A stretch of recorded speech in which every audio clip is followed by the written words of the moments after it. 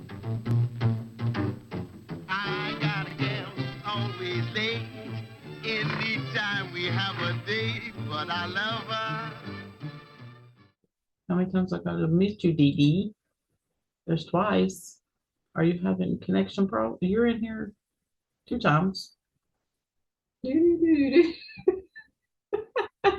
I am so confused about what's going on right now. Well, welcome back finally to Sister Sharpens Sister. We are about 3 weeks late from when we predicted we would be able to come back and start recording. But today we are going to dive into something a little different for Valentine's Day. I listened to several podcasts and I don't think I've ever heard this topic covered for Valentine's Day. So let me just say that it's going to involve Moonshine, Mayhem, and Murd3r.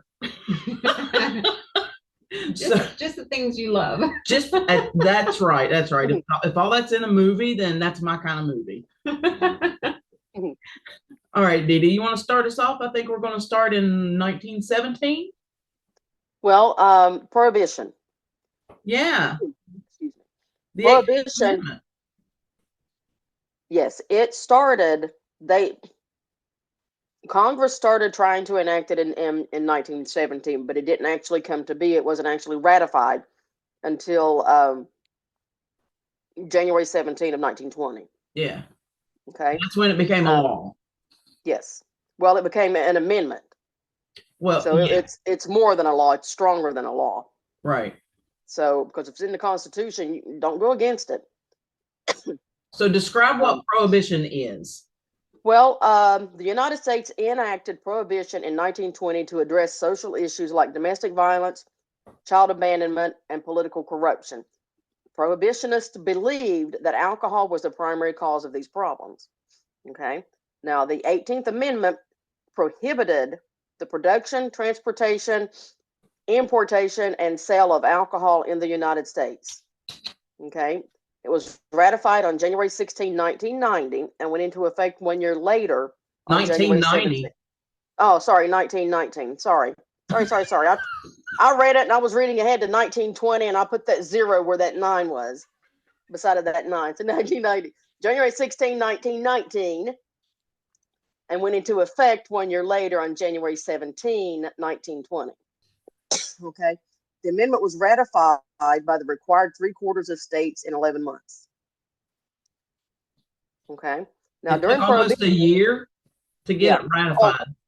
The Constitution allows for 6 years to ratify. Oh, okay. Now, there were 2 amendments that were given 7 years. Equal Rights Amendment. Ooh, there was one more, and I forget what it was.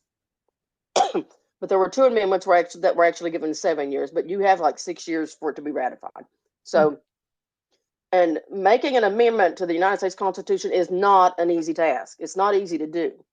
If you want it to happen, Senate and House both have to agree by 2/3 to make it happen, or 2/3 of your states have to create a convention and take it to Congress in DC and say, hey, we want these changes.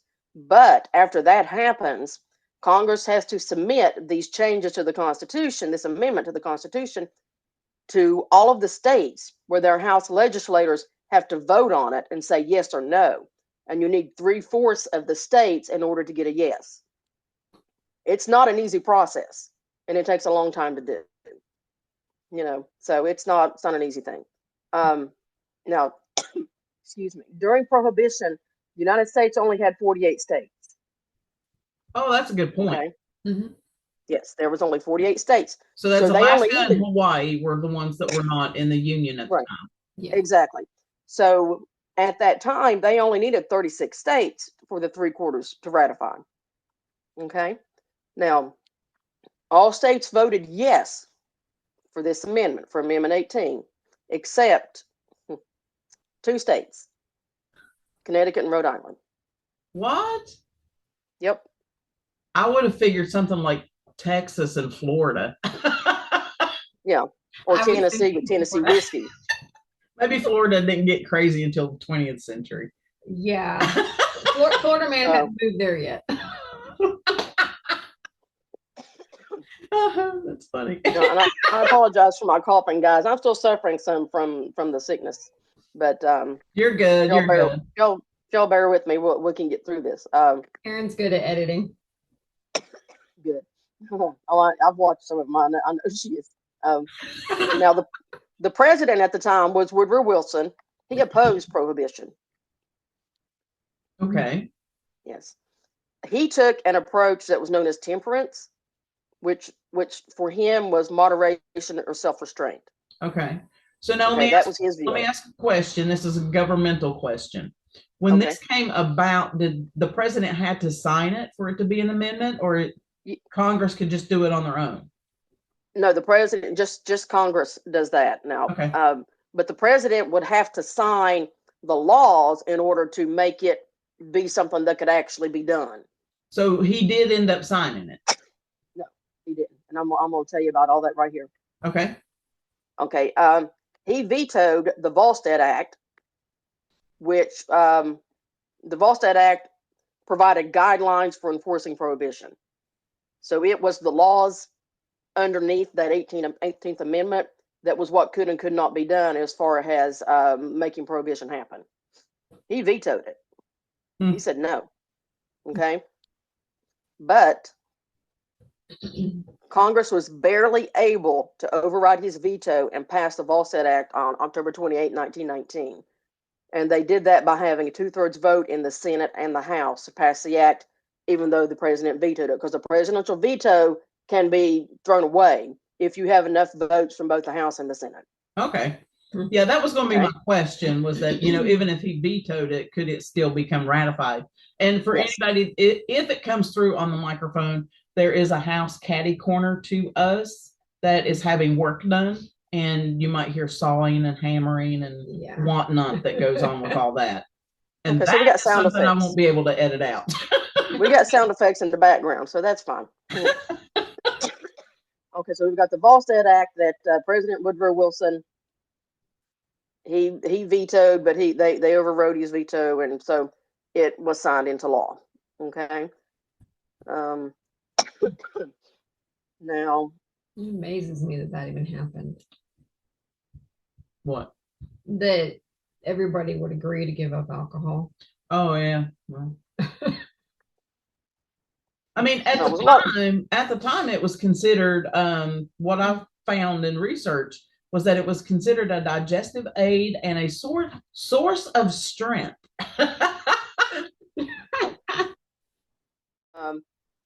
He served as president from 1913 to 1921 because he served 2 terms. The years he was elected was 1912 and 1916. And just as an FYI about him, as he was also the president when the Spanish flu pandemic hit the United States in March of 1918. He was president that got us through that. Now, and I did find some old newspaper articles. Okay. Okay. Now, let me see if I can get this figured out here. Let me see if this is it or not. Nope, wrong one. Okay, I've got from the Library of Congress. I think is what it is. Yeah, Library of Congress. The New York Tribune, December 18, 1917. They have an article that they've titled "House Adopts Prohibition Amendment by 282 to 128." Okay, that's one that I found, and I'll share the links to those with Karen. Yep, they'll be posted. There will be a lot of links with these 2 episodes. Yeah. And I have one from the Washington Times, January 16, 1919, that says, "Whole county goes dry." Oh, country, excuse me. Whole country goes dry. Because I actually got into dry counties in Tennessee. I mean, this is where my research went, and I was like reading interesting stuff. But that's why I said county here, because that's what I was looking at just before we got on. Yeah. That's what I was reading. But anyway, the whole county goes dry. The whole country goes dry. The whole country goes dry, and the Washington Times put that in as an article. And what's this next one? The Rice Belt Journal, which is in Louisiana, January 24, 1920, they have an article that's titled, Prohibition is Now Reality in America. Became effective at midnight Friday, January 17. Men and money to enforce law. So we had Prohibition going on, okay? And the intent was to stop like domestic abuse, abandonment of children, and things like that. So they had good intent. But what actually happened was we ended up having way more violence, way more laws being broken, way more criminals being born because of Prohibition. So as they say, the road to hell is lined with good intent. So be careful with what you want to do. That's exactly true. Mm-hmm. Now, it ended December. I'm sorry, go ahead. No, go ahead. Prohibition did end December 5 of 1933. So that was a few years of Prohibition going on. Now, let me get to my little notes here. When they went to get rid of Prohibition, since it was an amendment in the Constitution, you can't just throw it away. You have to repeal it. You have to get rid of it. That's what repealing means, is getting rid of it. And they did that through the 21st Amendment. Okay? And that went into action on December 5, 1933. They only needed 3/4 of the states in order to do that, right? Because they got the House and the Senate said, yes, we want this. 2/3 House, 2/3 Senate. We're going to do this. They sent it to the states for ratification. They only needed 36 of the 48 states. So as soon as they got that 36th state, it was done. Regardless of how many more came in after. Question. Okay. It took 11 months to get the 18th Amendment. Mm-hmm. How long did it take to get the 21st? I've got that in here somewhere. Let me find it. 3 weeks. 2 weeks. Hold on. I've got it. It's 7 months and 15 days. Yep, there you go. That's longer than I figured. Yeah. Well, you got to figure it. People have to, you got to get everybody together. Yeah. And the establishments also have to apply for the liquor license. So that takes time as well. Yeah. And well, that's going to take place after. That's because that's not going to be happening until after it's repealed. Yeah. But in order to get the ratification, the Congress has to send out the proposed amendment to all of the states. The states have to get their legislators together, and they have to go through their processes for doing it. However, their laws say they have to do it within the state for them to ratify it. Yeah. Because you got to think of it like this too, because each state in the United States is like an itty bitty United States, where the governor of each state is kind of like the president, and the lieutenant governor of each state is like the vice president. They're set up in very similar fashions. So back on the subject of this and stuff, and you're right, most people don't understand how this works. Most people don't even know what it takes to amend the Constitution. Yeah. They think, oh, well, just amend the Constitution. It's not that easy, folks. It's not that easy to do. Yeah. So before you go just screaming, amend it. If you don't have the 3/4 of the states backing you, you're not going to get it. So anyway, so the 21st Amendment was to repeal Prohibition on December 5, 1933. And when 36 of the then 48 states ratified it, it went into play. The first state to ratify the amendment was Michigan on April 20, 1933. And on December 5, 1933, that was the date that the needed 36th state, which was Utah, ratification was received. So that's when they knew they had what they needed, and they just ran with it. The amendment gave states the power to decide their own liquor laws, is what this did. Okay. Now, Mississippi didn't vote to ratify Amendment 21 until 1966. So Mississippi was considered a dry state? Wow. More or less, yeah. Okay. I mean, I doubt they were dry, actually, but yeah. I mean, come on. Now, Kansas at that time already had prohibition laws for their state, even at the time the prohibition laws came in. So Kansas at that time was a dry state, although Kansas is not now. Okay. So they didn't ratify it, and their ratification wasn't even needed. So why bother? Right. Yeah. So now the 18th Amendment and the Volstead Act were controversial in part because they empowered the federal government to police activities that implicated individual social habits and morality, which is a role traditionally led by state and local governments. Now, nationwide prohibition quickly fell out of favor with the American public because of the ineffective enforcement, harsh enforcement techniques, crime related to the illegal liquor activity or traffic, a needed tax for revenue during the Great Depression, and widespread defiance of the law. I think that's about all I've got. That it was, I mean, we ratified the 18th Amendment. We got rid of it with the 21st Amendment. The Great Depression, the government needed tax revenue to operate, and alcohol sales could provide a source of income. The economic need for jobs and tax revenue led to political support to repeal it, because if you allow the manufacture and sale of alcohol, you're going to provide jobs for people. Not only for people to make it, for people to bottle it, for people to ship it, for people to receive it, for people to sell it. And anybody that, because back in those days, you would turn the glass bottles back in, they would reuse them. So there was a person to do that. So it provided jobs. Yeah. Public opposition. What's that? I said most certainly did. Yes.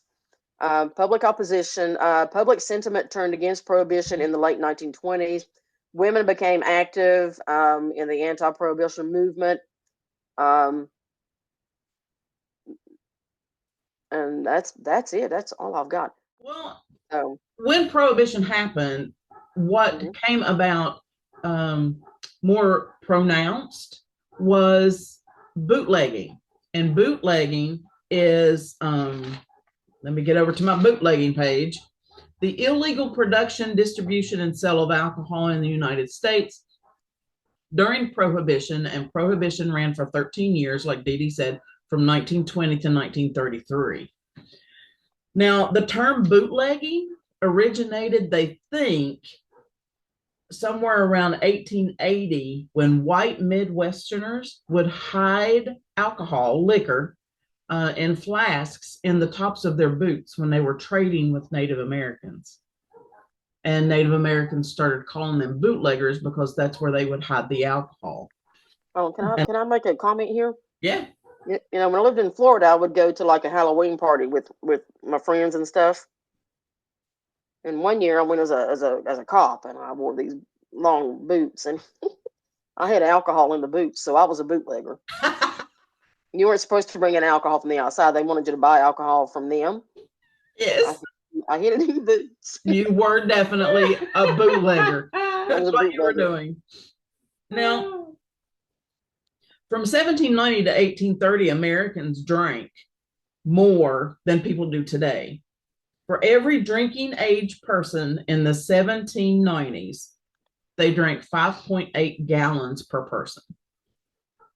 Fast forward to 1830, and that number had increased to 7.1 gallons per person. And that's just people who drink alcohol. That's per year. Right, per year. Yeah. Today, the average is 2.5 gallons per person of legal drinking age. I'll say that. Now, during Prohibition, alcohol, like I mentioned earlier, was considered as a digestive aid and a source of strength. But before water purification, beer and liquor and mead was a lot safer to drink than water was, because water transported illnesses such as cholera, typhoid, and dysentery. I remember going to Mama's house and going by the creek to go play, and I was never allowed to get in it because I would get typhoid fever. Yeah.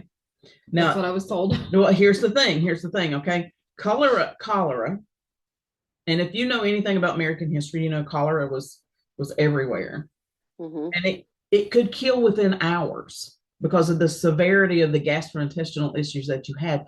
You dehydrated yourself so bad that, your heart, there was hardly nothing to pump volume-wise in your blood.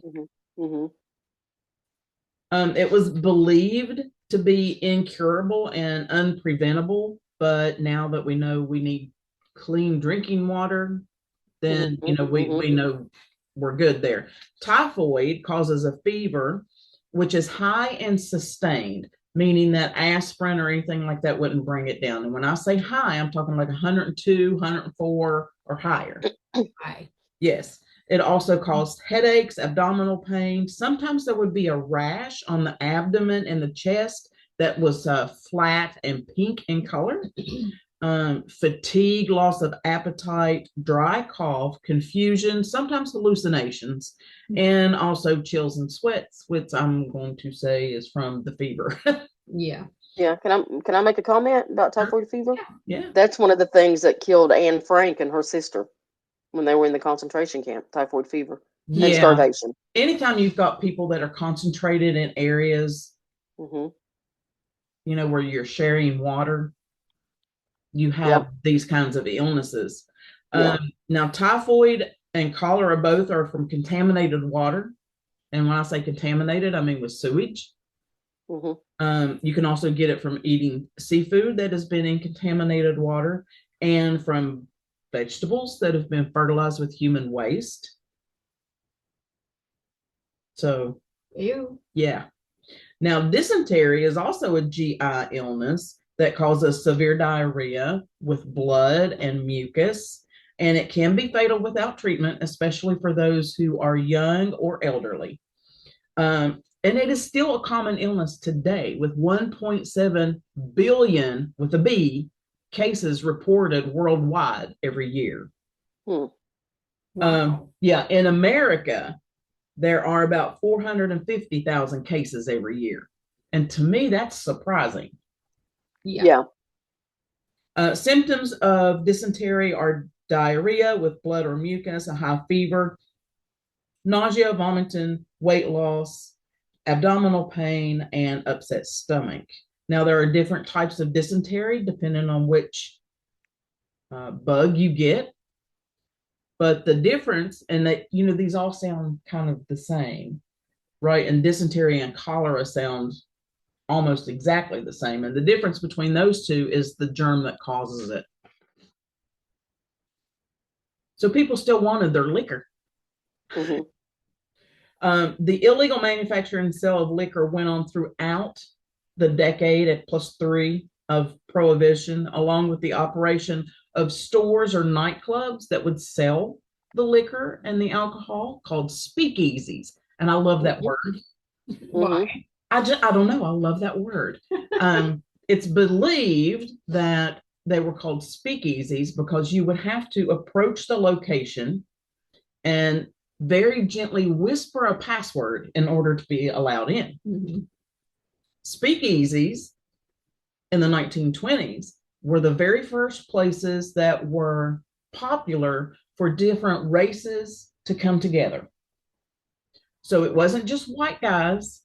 It wasn't just black guys or Hispanic or like that. Everybody commingled, and women were accepted as well, which was very uncommon at the time for them to be allowed into nightclubs if they weren't selling cigarettes or dancing. Mm-hmm. If they weren't your cocktail waitress or whatever, they weren't. Yeah, exactly. Now, Prohibition was very difficult to enforce. Okay.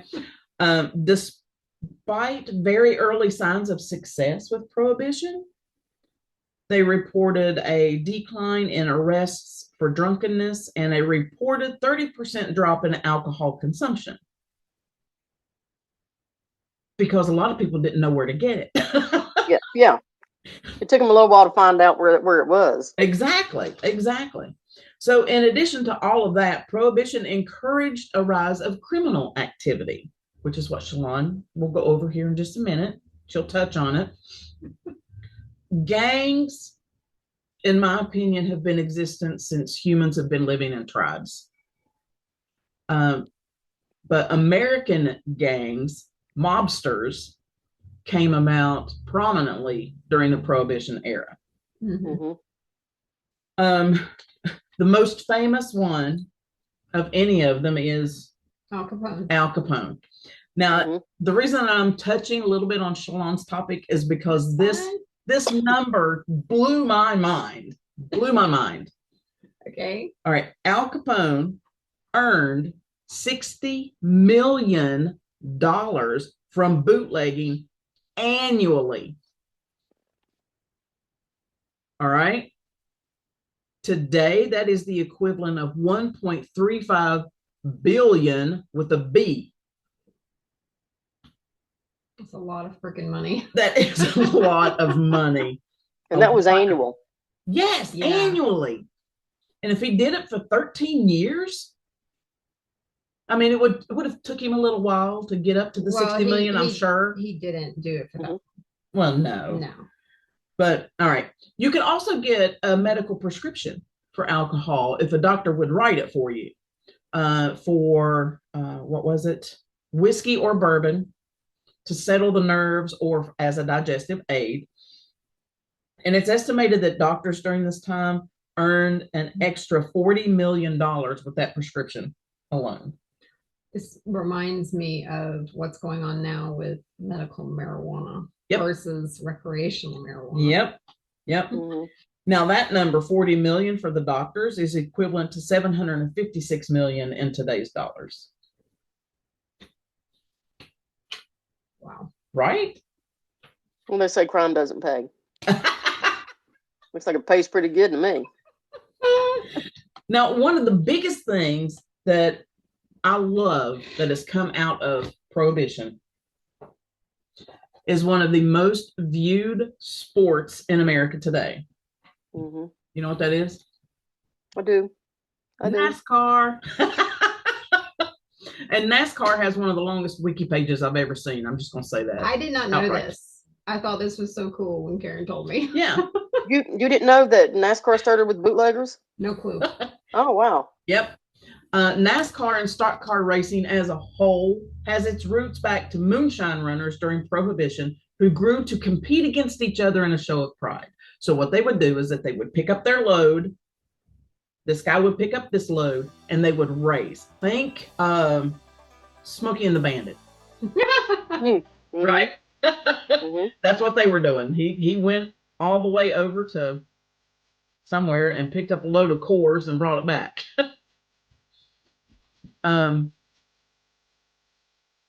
Most of the start for NASCAR happened in North Carolina. The history of NASCAR I thought was just absolutely fascinating. But my all-time favorite NASCAR driver has to be Richard Petty. He holds, he holds the Cup Series wins record, and he's had 200 wins. That's actually a tie with Dale Earnhardt and Jimmy Johnson.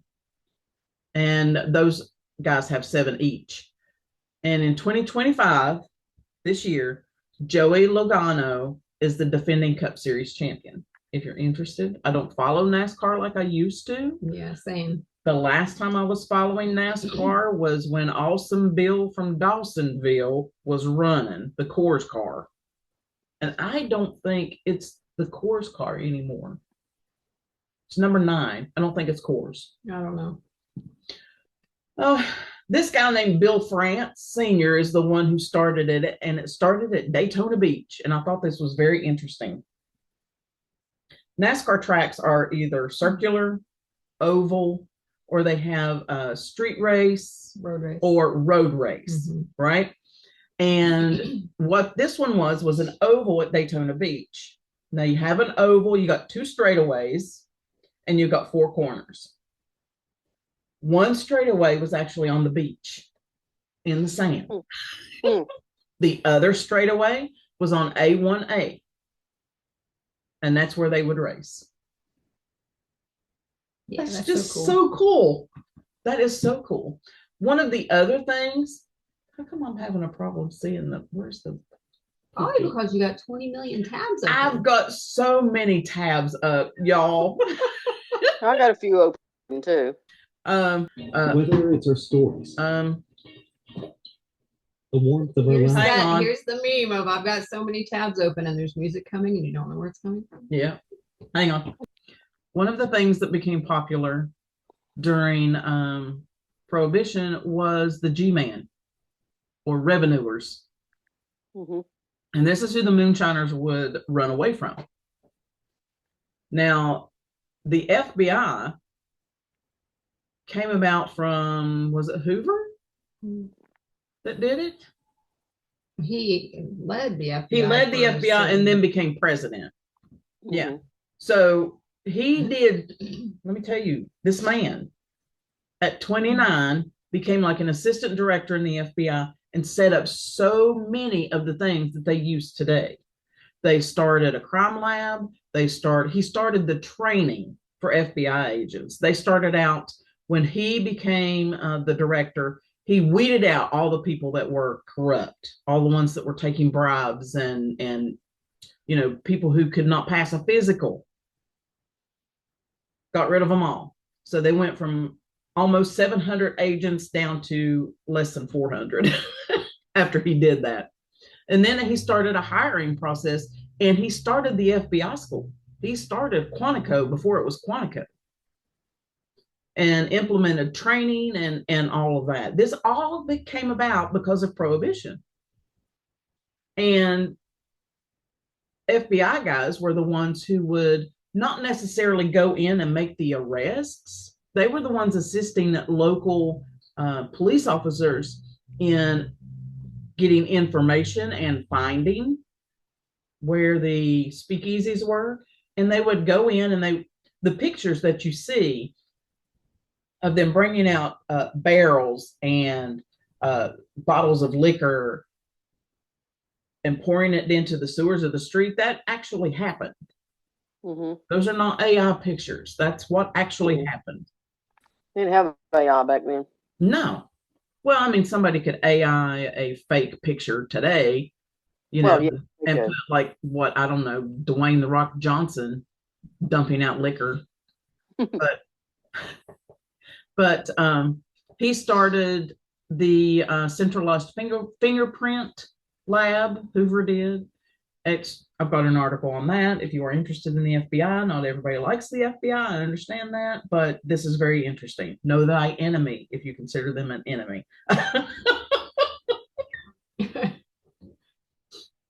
So these are the rabbit holes that Karen goes down when she starts looking into stuff. And then bootlegging is the primary reason that gangsters had so much power and so much money. Mhm. So yeah, gangsters. What you got? Okay. All right. So when I was looking, of course, I came across Al Capone. How do you not? Exactly. I'm gonna scoot over a little bit so you got a little bit more working room there. It's fine. Okay, so then I actually went back. You were watching a video that mentioned some other famous gangsters. I did. In the US. I will link that. Okay. I'm going to link all of how many are up here? There's like 12. The names in that video were Dutch Schultz, Charles Lucky Luciano. That one I've heard of. Schultz, Yes. I don't think I've heard. Me either. Arnold the Brain Rothstein. Mm-mm. I didn't know him. Enoch Lewis Johnson, Benjamin Bugsy Siegel. Bugsy Siegel I've heard of too. Now, in getting into our episode for next week about murder, I had a focus on the gangsters in Chicago. And there were two main gangs in Chicago. There was what was called the Chicago Outfit and the North Side Gang. So the Chicago Outfit was South Side, but eventually got worked up into that name. Now, the Chicago Outfit is still active today, according to Wikipedia. Really? Yeah. Started in 1910. It's also known as the Outfit, the Chicago Mafia, the Chicago Mob, the Chicago crime family, or the South Side Gang, or the organization.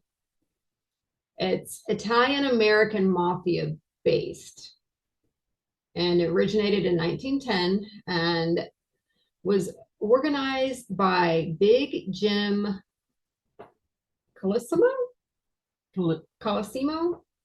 Yeah. Colosimo? I apologize for not pronouncing the name right. Vincenzo Colosimo, known as Big Jim or Diamond Jim, because Oh, I've heard of Diamond Jim. have you? Okay. Yes. He liked to wear white suits with diamond Tie tags, yeah. Yeah, and buttons. Yeah. So Cufflinks. Cufflinks. well, buttons, cufflinks. Woo! Anyway, he was the original crime boss who built up that empire in Chicago with prostitution, gambling, and racketeering. He gained his power through a bunch of petty crimes and through brothels. Let's see. He started his crime raid, I guess you want to call it, from 1902 until his death in 1920. He was assassinated on May 11th, 1920. No one was ever charged for his murder. But there are some believe that it was Johnny Torrio who then took over his business. Now, Torrio was Colosimo imported Torrio from New York, which I guess is something that this Chicago gang used to do a lot. Okay. They used to get the gang members in New York and bring them over to work for them. And he was an enforcer that he hired to come over. And it is thought that he is the one who had him killed. Right, okay. So he took over his business. And then Al Capone comes with Johnny Torrio as a bodyguard. Ooh, okay. Okay. And sometimes known as Scarface. Yeah. And the movies are loosely based on his life. His given name is Alphonse Gabriel Capone. He was born in January 17th, 1899. He died January 25th, 1947 at the age of 48. Oh, young. Yeah, very young. He was married once to his spouse, May Coughlin, and they got married in 1918. Capone quit school after about the 6th grade and eventually joined what was called the 5 Points Gang as a teenager and became a bouncer at the clubs and stuff. Yes. Now, okay, so I wanted to know how he got cut on his face. Right, yeah. Okay.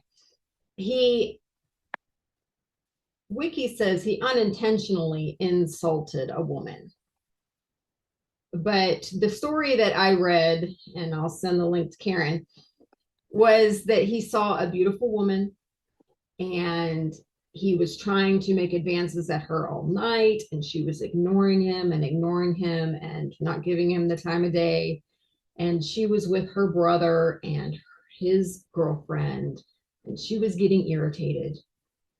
And so she was going to ask her brother to politely ask him to just stop. It's not going to happen. And it is said that Capone walked over to her and said, "You've got a nice ass, honey, and I mean that as a compliment, believe me." To which her brother wasn't having it. And there's different accounts as to what actually happened.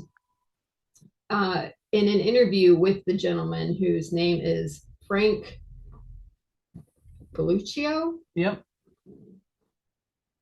He said that he felt like Capone was going to kill him. Oh, wow. So he did what he could, and he got out his pocket knife and slashed him 3 times. And it was in the jaw area here and one on his neck. And Al Capone loathed the name Scarface, hated it. Then, when Capone was in his early 20s, he moved to Chicago and became the bodyguard of Johnny Torrio. And Capone apparently reveled in attention.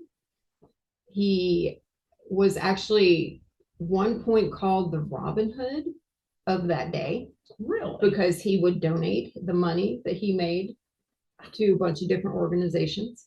Okay. Let's see. And then, federal authorities became intent on jailing him. They ended up charging him with 22 counts of tax evasion, and he was convicted on 5 counts in 1931. And he was sentenced to 11 years in a federal prison. Capone was originally sent to the Atlanta U.S. Penitentiary. Well, he was sent to the Atlanta U.S. Penitentiary in May 1932 at the age of 33. Upon his arrival, he was diagnosed with syphilis and gonorrhea. And he was also experiencing withdrawal symptoms from cocaine, which he had done so much that it had why can't I talk? Perforated his nasal septum. Stick my hand back here and just he had done so much cocaine that he had perforated his nasal septum. Yeah, that is something that happens. Oh my gosh. It's bad. Yeah. Don't do drugs. If you're doing it, stop it. Get some help. Say no to drugs. All right.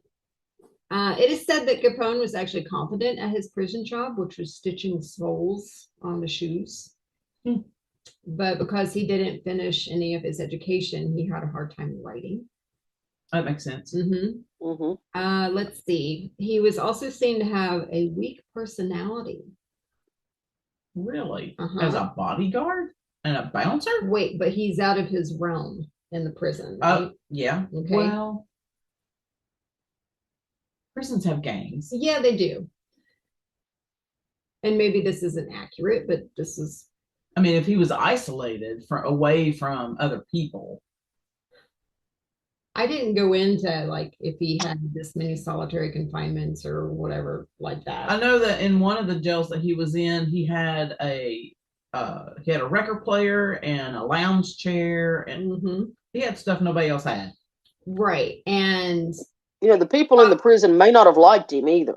Exactly. And they may have shunned him. Exactly. Oh, that's true. Yeah. Yes. And that because he was used to so many people being with him, now everybody's against him, he probably kind of shut down a little bit. Yeah. But also his illnesses, because the syphilis eventually went into his brain and it started deteriorating his functions, period.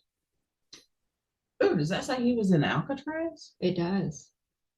Wow. The Rock. Yeah.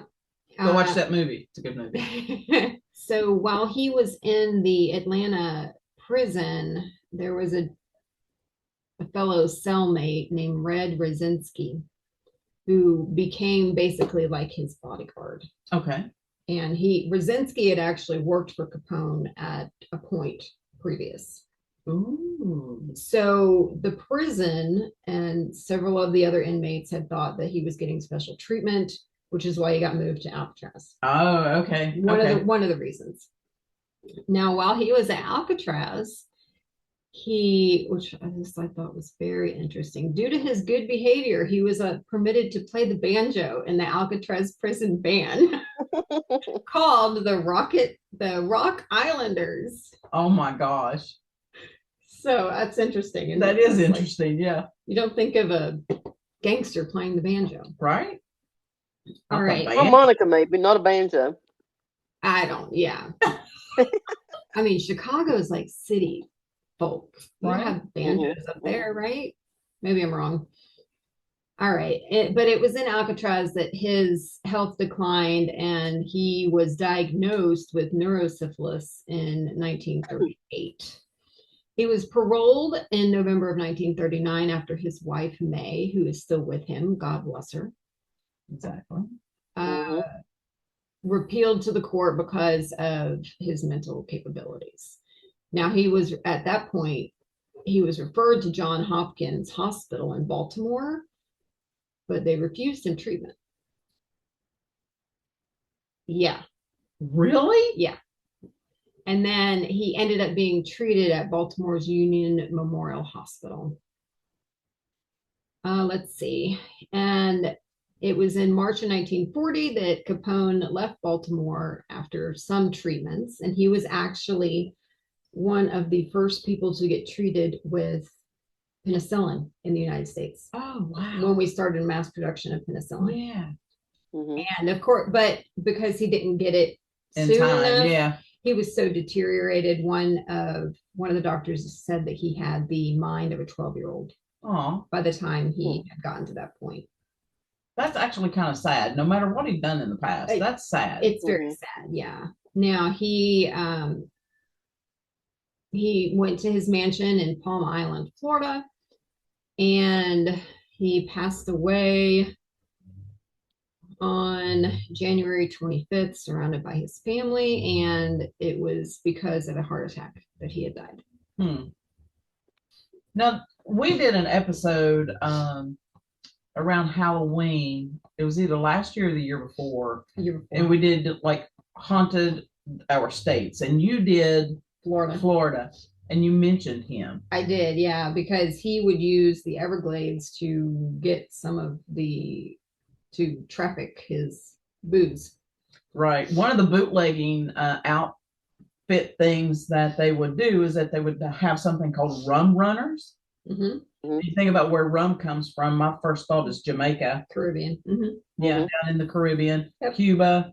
So that's going to come up from the South there. Yeah. Absolutely. I bet where we learned how to play the banjo was in the Everglades. Maybe, yeah. Or North Carolina, because he may have went and visited the producers in North Carolina. Oh, he very well could have, yeah. All right, let's see. What else do I have here? Let's see. The rival gang of the Chicago outfit was the North Side Gang, which was led by George Bugs Moran. I've heard of that one too. Yeah. What are these? What is it with the bugs? Bugs. Yes. And then I thought, is Bugs Bunny off of one of these guys? Oh, I don't know. Anyway, George Clarence Bugs Moran was, he was born Adlard Leo Coonan. Adelard Leo Coonan. August 21st, 1893. Well, he completely changed his name, didn't he? He sure did. Into the bootlegging operation of Jaime Weiss and Bugs Moran. Go ahead. Jaime Weiss was also another mobster who ran that gang as well. I've seen movies where there's been a bad guy called Jaime. Yeah. What? I looked up why do gangsters get the nickname of Bugs, and for some of them it's Bugsy, and it's because it kind of means crazy. Oh yeah, okay. Interesting. And I looked up how did Bugs Moran get his nickname, and it says because everyone thought he was nuts or buggy to Bugs. So okay. Bugs Bunny's crazy. I guess. Oh my goodness. Okay.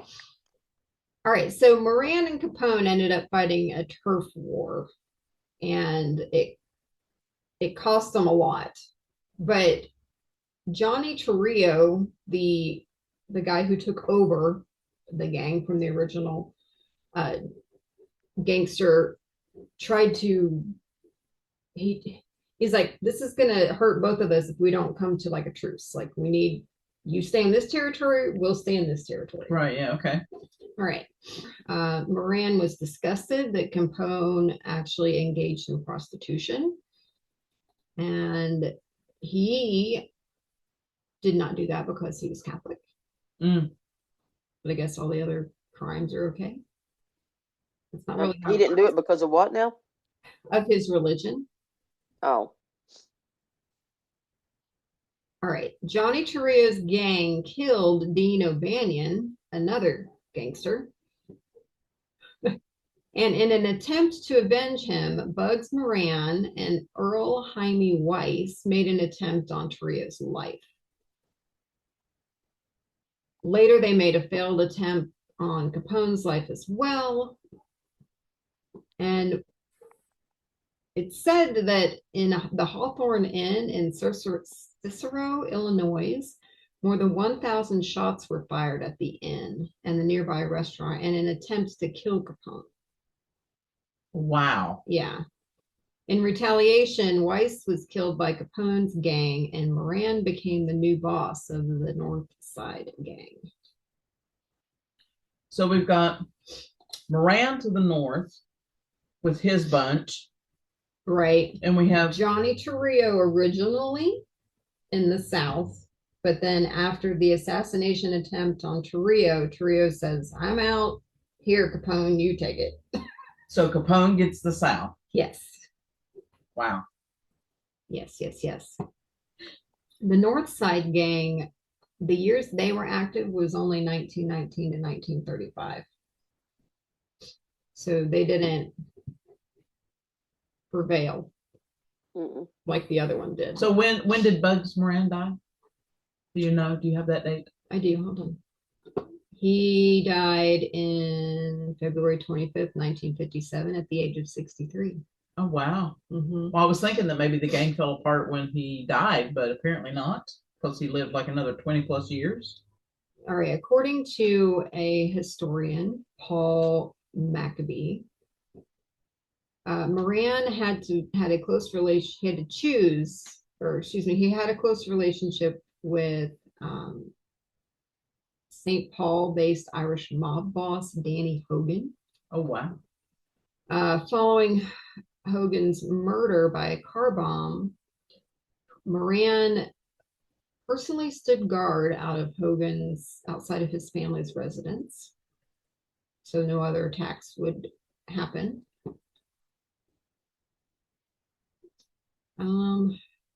Responding to Weiss's death, Moran tried to kill a member of Capone's gang, which resulted in what we're talking about next week.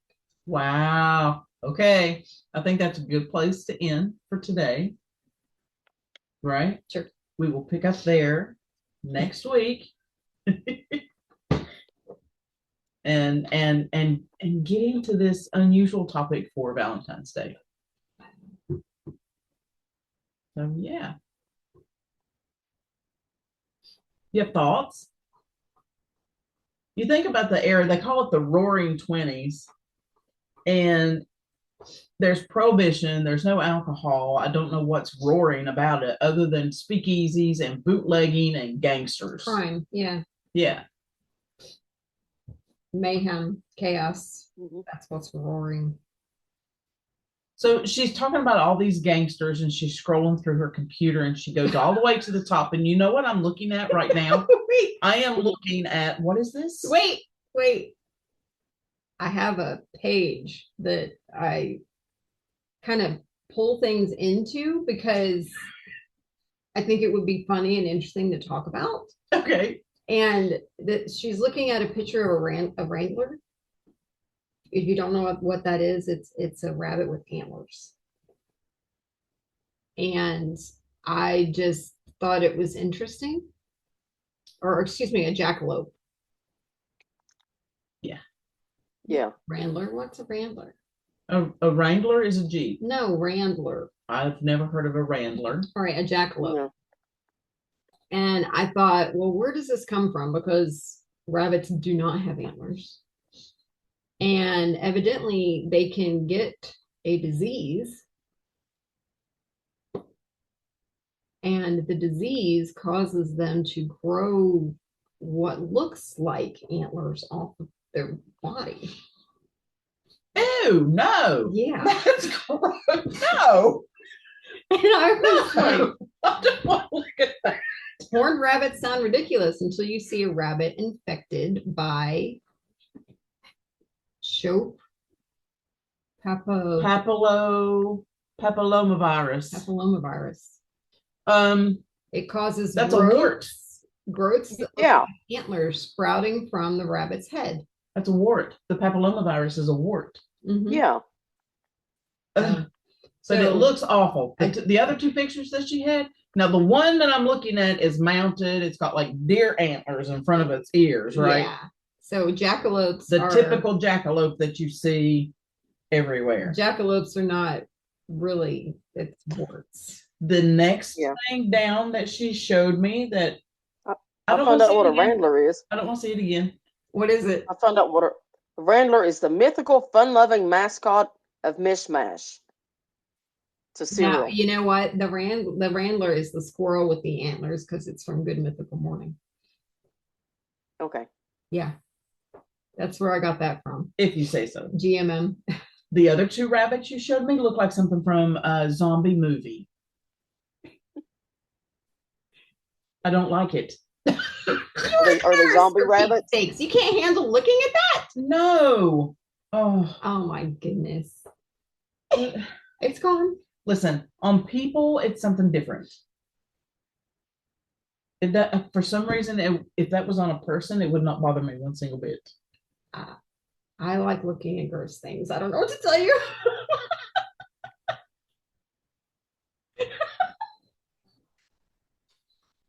I like people have that thing where they don't like the little circles that are all close together. I like looking at that stuff. What's it called? I don't know. I forget.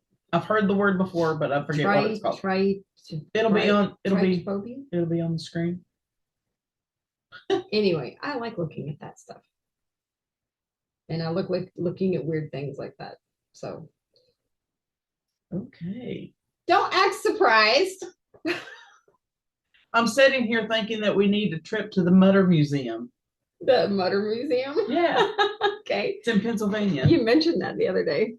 You know, I like reading about like serial killers and stuff, but I can't say that I like looking at gross stuff. No, not Dr. Pimple Popper. I would watch that all day. I can't stand it. Can't stand it. And anytime there's anything coming on TV that's got violence in it, or it's going to show blood or something, I'm like, I can't watch it. I cannot watch it. Used to not bother me when I was young. Anything didn't matter. But as I've matured, I don't like it. I find that I guess I've not matured. Violence doesn't bother me in movies. Like, I am more likely to let my child watch a movie with violence in it than I am more likely to let my child watch something with in it. Yeah. Yeah. Well, I don't like watching that either. If I'm watching a film and they're showing a love scene, and I'm like, what's the point of this? I speed through it and get rid of it. Right, yeah. I don't need to sit there and watch these people doing whatever they're doing to understand this movie or this story or whatever. What does it add to the plot? Does it add anything to the plot? If it doesn't, I'm not going to watch it. It pulls viewers in is what it does. Yes, exactly. But we're going to get into violence next week. And there are going to be a lot of links. If you want to look at them, go look at them. I'm trying to use your mouse for my computer. Dee Dee, we'll talk to you in chat. Okay. I love you. Love you. Love you. Bye. Love you. Bye. Bye. Where's my mouse? I always lose it. My flame in your heart's done gone out. A woman is a creature that's always